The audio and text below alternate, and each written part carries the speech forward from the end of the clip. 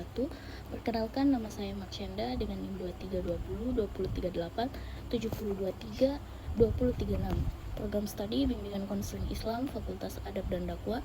Tujuan saya membuat video kali ini adalah untuk memenuhi tugas saya dalam mata kuliah Pendidikan Anti Korupsi dosen pengampu Pak Abdul Wahidin M.Sos. Nah, di video kali ini saya akan membahas tentang faktor-faktor penyebab anti korupsi. Ada beberapa faktor penyebab terjadinya sebuah korupsi. Yang pertama, faktor politik. Politik merupakan salah satu penyebab terjadinya korupsi. Hal ini dapat dilihat ketika terjadi instabilitas politik, kepentingan politis para pemegang kekuasaan, bahkan ketika meraih dan mempertahankan kekuasaan. 1. Politik uang merupakan tingkah laku negatif karena uang digunakan untuk membeli suara atau menyogok para pemilih atau anggota-anggota partai supaya memenangkan pemilu si pemberi uang.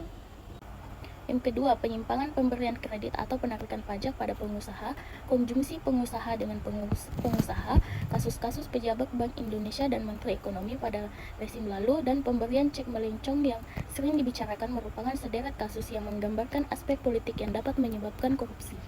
2. Faktor hukum. Faktor hukum bisa dilihat dari dua sisi. Di satu sisi, dari aspek perundang-undangan, dan sisi lain lemahnya penegakan hukum. Tidak baiknya substansi hukum mudah ditemukan dalam aturan-aturan yang diskriminatif dan tidak adil, sampai tega, sehingga multitafsir, kontradiksi, dan overlapping dengan peraturan lain, baik yang sederajat maupun yang lebih tinggi. Bukti nyata dapat ditemukan dari banyaknya produk hukum yang buruk sebagaimana puluhan ekspres yang dievaluasi Masyarakat Transparansi Indonesia atau MTI di bawah pimpinan Mary Muhammad beberapa tahun lalu.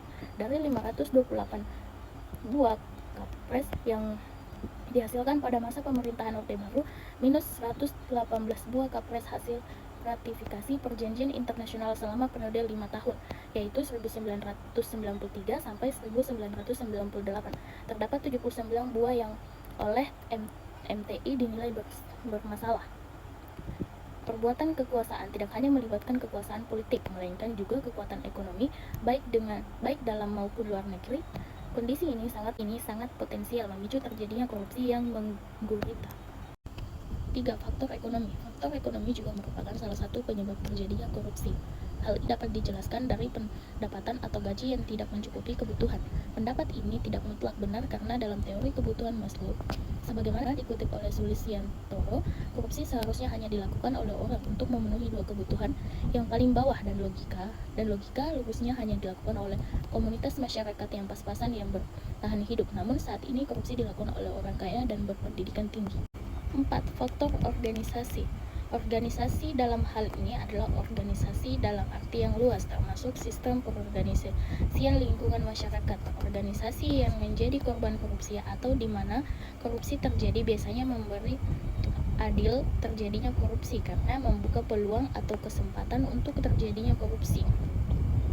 Lemahnya pengawasan juga merupakan faktor pendorong terjadinya korupsi. Pengawasan yang dilakukan instansi terkait BPKP, ITWIL,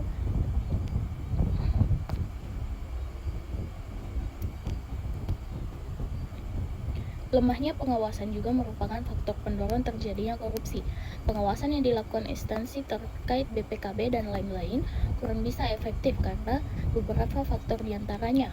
Yang pertama, yaitu adanya tumpang tindih pengawasan pada berbagai instansi. Yang kedua, kurangnya profesionalisme pengawas.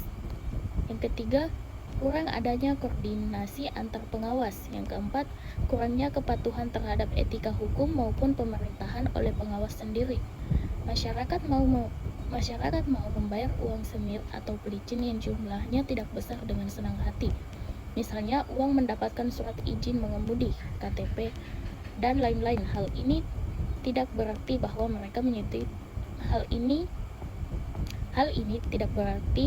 mereka menyetujui tindakannya, sebab bagi mereka uang semir dipandang sebagai cara yang paling praktis untuk memperoleh apa yang mereka inginkan dan butuhkan.